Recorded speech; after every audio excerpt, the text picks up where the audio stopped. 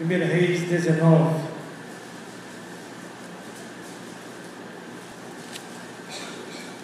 Primeira Reis 19.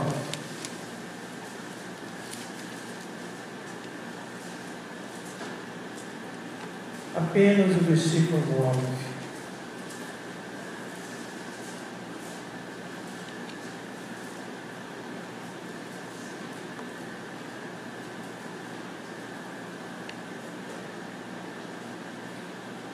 Diz assim: ali entrou numa caverna, onde passou a noite, e eis que lhe veio a palavra do Senhor e lhe disse: que faz aqui, Elias? A igreja em conjunto leia essa palavra. Ali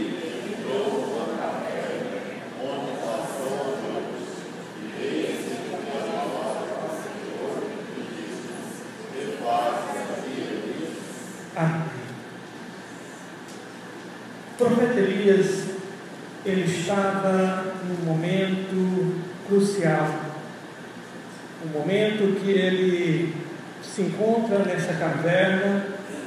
Foi um momento de pura angústia, pura depressão. E nessa angústia, nessa depressão, ele pede até a morte para si. E muitos pensam que foi só pelo caso de Jezabel ter pedido, falado que ia matar. Mas o fato da depressão, ela vem se acumulando. Ela não é um fato só, ela é um fato que acumula emocionalmente, emoções atrás de emoções. Mas hoje eu não quero falar de depressão, eu quero falar de missão. Estamos no culto missionário. E que essa caverna tem a ver com missões, pastor? Porque muitas vezes, irmãos, nós encontramos dentro de uma caverna. Nós estamos numa caverna. E a obra missionária está do lado de fora da caverna. E nós estamos numa caverna que é a nossa zona de conforto, que é o nosso ambiente de conforto. Elias se encontrava num ambiente de conforto. Ele entra na caverna. Apesar que ele estava num momento emocional abalado, mas ele entra na caverna buscando um ambiente confortável, de alívio, para a angústia que ele estava, para o momento angustiante que ele passava. Mas muitas vezes nós não estamos enfrentando nenhum momento angustiante, nenhum momento de dor, nenhum momento de depressão, mas estamos numa caverna. Estamos numa caverna e nessa noite o Senhor nos pergunta, mesmo que ele perguntou para Elias: que faz aqui, Elias? Elias entrou naquela caverna de uma forma e o Senhor direcionou a ele uma palavra, direcionou a ele uma forma de receber a cura, de receber a libertação. E nessa noite o Senhor também quer te dar a cura e te dar a libertação da caverna que você se encontra, da caverna que você está, que impede Deus agir Deus operar em sua vida e que impede a obra de Deus proliferar em seu viver. O tema é: sai da caverna e cumpre sua missão. Sai da caverna e cumpre sua missão. Sabemos que a missão é da igreja de testemunhar, a missão é da igreja de evangelizar, a missão é da igreja de fazer discípulos. Mas nem toda igreja é chamada para uma missão específica. Nem todos são chamados para locais específicos. Nem todos são chamados para um papel específico. Mas a igreja é chamada para fazer discípulos. A igreja é chamada para impetrar uma forma de copiar, fazer uma cópia, fazer um discípulo, ter um aluno. E quantos alunos você tem desde que você converteu?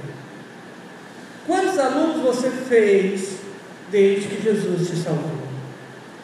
Quantos alunos na sua rua, na sua escola, no seu trabalho, quantos discípulos você já alcançou?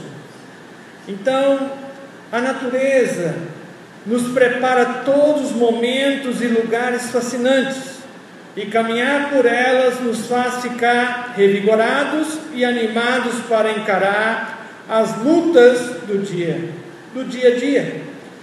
E um desses lugares fascinantes são as cavernas. Existem cavernas formadas e lapidadas pelas mãos de Deus, mas são lugares para admirarmos e ver as obras do nosso Criador. Mas esses lugares não podem ser lugares de esconderijos e fugas. Nós, humanos, gostamos muito de refugiarmos e escondermos, achando que isto irá resolver os nossos dilemas. Queria apresentar 3 ordens que o Senhor deu ao profeta Elias e também nos dá para sairmos da nossa caverna e fazermos o que fomos chamados e consagrados, e passando o que passar vale a pena. 3 ordens que o Senhor, antes de Elias sair dessa caverna, o Senhor deu para ele. A primeira ordem: sai da caverna do medo. Sai da caverna do medo. Apocalipse 1:8 começa: quanto aos covardes. Veja bem que começa logo com os covardes. Quem é os covardes? Os medrosos, aqueles que têm medo, aqueles que não conseguem lidar com os seus sentimentos. O medo é aquilo que nos assombra, é aquilo que nos impede de Deus realizar a sua obra.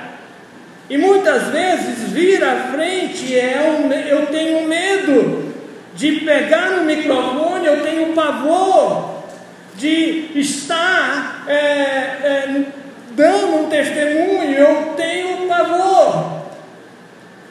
E Deus muitas vezes quer que nós vençamos o medo.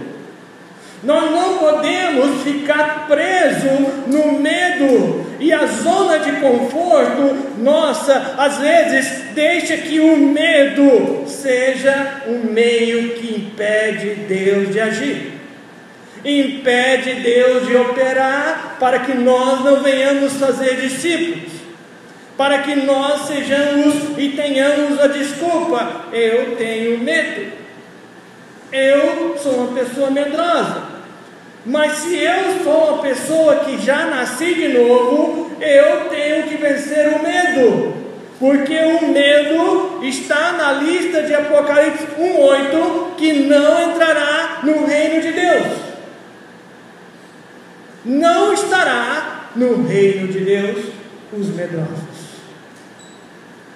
E Deus está falando para Elias: por que você está apavorado? Por que você está com medo? O medo está levando você a ficar assim, a ansiedade. Você está ansioso. Não fica ansioso, não fica apavorado. Eu sou maior do que tudo. Você acabou de ver o meu poder. Você acabou de ver eu descer como fogo. E você viu, você sozinho. E lá tinha 400 profetas de Baal, mais 400 profetas de Astorte. Você viu. E eu com você lhe dei a vitória. Por que você tem medo? Sai da caverna do medo. O medo é um dos principais vilões que muitos líderes deixam seus postos, comando, e são atingidos e afetados nas suas emoções, e ficam deprimidos, e guardam só para si, e não conseguem se abrir com outra pessoa, com medo de ficar exposto. No entanto, a ordem de Deus para Elias é ser curado. Foi voltar pelo mesmo caminho, passar por tudo que havia passado e procurar forças e superar o medo e criar ou inventar um meio de vencer o medo. Deus mandou ele voltar pelo mesmo caminho. Deus não mandou ele fugir do caminho. Você vai voltar pelo mesmo caminho. E se você for ver, Deus havia alimentado Elias, Deus havia dado água de beber para Elias, mandou um anjo ali, alimentou, deu água, e com aquele alimento, com aquela bebida, ele viajou 40 dias e 40 noites. Alimento poderoso, o alimento de Deus nos sustenta, a água de Deus nos sustenta. Elias viajou e não teve fome, não teve sede. E quando Deus manda, Ele sustenta. Quando Deus fala, Ele age, Ele molda, Ele liberta. E quando Deus quer, Ele realiza. Deus estava com Elias, mas Elias estava com medo. E Deus naquele momento diz para Elias: volta pelo mesmo caminho, sai da caverna e do medo, sai da caverna do medo e volta pelo mesmo caminho. Se quisermos ser libertos, devemos encarar o mesmo caminho que nos levou ao medo, ao estado de depressão, retornar às lembranças e vencê-las. A ordem de Deus para você é: sai da caverna do medo e cumpre sua missão. Cumpre sua missão. Está com medo? Volta pelo mesmo caminho que te gerou o medo. Volta, enfrenta, encara o medo, luta contra o medo, e Deus vai te dar a vitória. A segunda ordem que Deus deu para Elias e dá para nós: sai da caverna do comodismo. Sai da caverna do comodismo. Elias estava ali querendo ficar acomodado. Falou assim: olha, Senhor, eu já fiz isso demais, já basta, me dá umas férias, já basta, Senhor. Olha, eu já estou entregando os pontos, passa essa missão para outro. Eu não dou conta mais. Então Elias queria ficar acomodado. Comodismo é outra forma de esconderijo que muitos líderes gostam de esconder, porque nele eu me acomodo e faço o que quero, do jeito que quero e da forma que quero. Portanto, Deus havia dado 3 ordens para Elias. 3 ordens. Se você for ver as ordens que Deus deu para Elias, 3: ungir Hazael, rei da Síria, Jeú, rei de Israel, e Eliseu, ungir profeta em seu lugar. Qual que ele fez? A terceira. Ele ungiu Hazael? Não. Ele ungiu Jeú? Não. E quem reinou depois de Acabe? Acasias. Deus queria que Acasias reinasse? Não. Deus queria que Jeú reinasse. E Elias não ungiu Jeú. Deus queria que na Síria quem reinasse era Hazael. E quem reinou não foi o que Deus quis, porque Elias não ungiu. E quem que Elias foi ungir? Eliseu. Por quê? Ele queria ficar acomodado. Ele queria, não, já chega, eu quero logo adiantar meu serviço e ir embora, né? Mas como Deus sabe todas as coisas, Deus sabe de tudo, Elias pensou que ia ficar acomodado e falou assim: opa, Deus vai me levar, agora eu estou tranquilo, né? Tranquilinho. Então, Deus deu 3 ordens, e ele acomodou com as 2 primeiras, e depois com a morte de Israel, com a morte do rei de Israel, pela ordem, foi o outro rei que não era a vontade de Deus. Agimos assim, sabemos o que temos que fazer e nos acomodamos. E a missão que nos foi colocada para fazer fica sem ser feita. Fica sem ser feita. Deus nos deu um talento, Deus nos deu um dom, Deus nos deu uma capacidade, Deus nos deu um chamado, Deus nos deu uma facilidade. Pastor se vira, ele se vira. Mas lembro que Deus vai te cobrar. Sabe como Deus cobrou de Elias? Ele pensou que ia fugir, pensou que ia estar acomodado. Sabe aonde que ele vai voltar? Na grande tribulação. E a grande tribulação, a Bíblia diz que é um momento que a terra nunca teve, de horror, de violência e de crime e de mortandade. Diz que nunca teve. Olha onde que esse homem foi parar. Ele achou que estava acomodado na eternidade, e olha onde que ele foi cair. Olha onde. Você quer ficar acomodado também? Quer que um carro de fogo venha te buscar? Toma cuidado. Às vezes a sua escolha vai te levar para um local pior lá no futuro. Elias, na troca dele, foi pior. Eu preferia ter enfrentado Jezabel do que enfrentar a grande tribulação.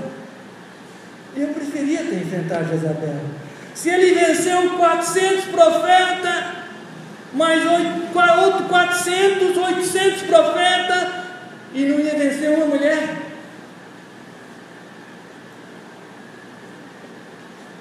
Eu tenho que vencer o meu comodismo, a minha zona de conforto que está me fazendo ficar acomodado.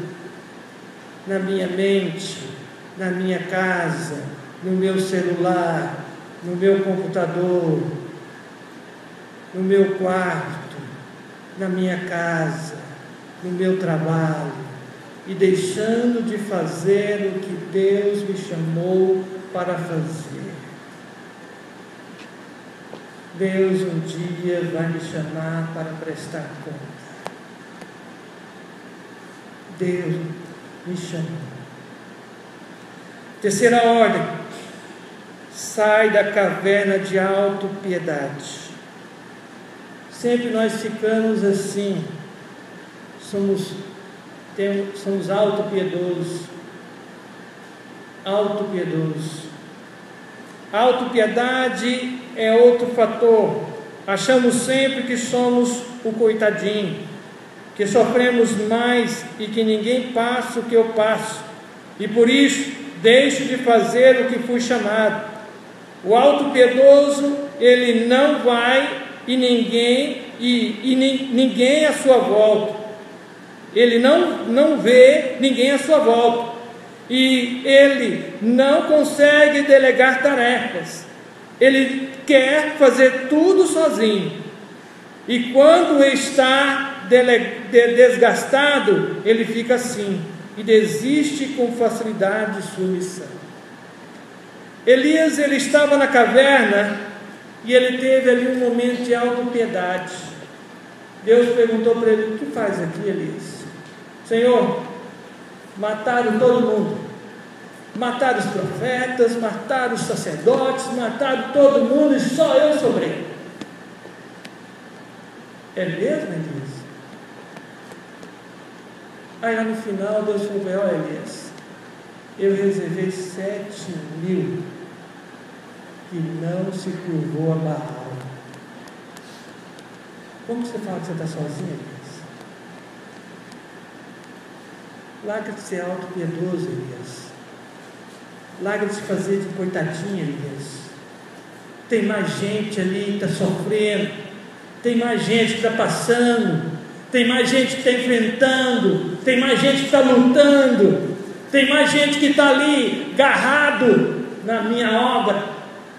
Junto com eles. Esteja ao lado deles. Enfrenta a minha obra com eles. Passa o que passar ao lado deles. Não fica tendo autopiedade. Não fica. Quando Deus perguntou para Elias o que ele fazia naquele lugar, ele demonstrou autopiedade. Quando pensa que é o único que está a sofrer e que não tem mais jeito para o seu ministério, e está pedindo desistência e a morte para si. E a morte? Quantos talentos estão aí a pessoa pedindo a morte para eles? Quantos talentos, quantos dons a pessoa está pedindo a morte para ele? Quantos ministérios da palavra? Quantos dons que Deus deu? E as pessoas estão pedindo a morte para ele. Eu estou sozinho, eu faço tudo sozinho, não tem ninguém para me ajudar, não tem. Mas você fez discípulo? Você fez discípulo? A pergunta que Deus te faz é: você fez discípulo? Se não tem, você passou adiante o que Deus te deu? A sua missão é: Deus te deu e você passa adiante. Faça discípulo. Tudo que Deus te passou, passa adiante. E Deus vai te passando mais. Faça discípulo. A sua missão é: passe o que Deus te deu. Faça discípulo daquilo que Deus te deu, te capacitou, te instruiu. Não deixe a obra de Deus morrer. Não deixe a obra de Deus parar. Não deixe a obra de Deus sem uma função. Não deixa a obra de Deus sem um tocador, não deixa a obra de Deus sem um ministrador, não deixa a obra de Deus sem alguém que está liderando, não deixa a obra de Deus sem alguém que está cantando ou pregando. Não deixa a obra de Deus.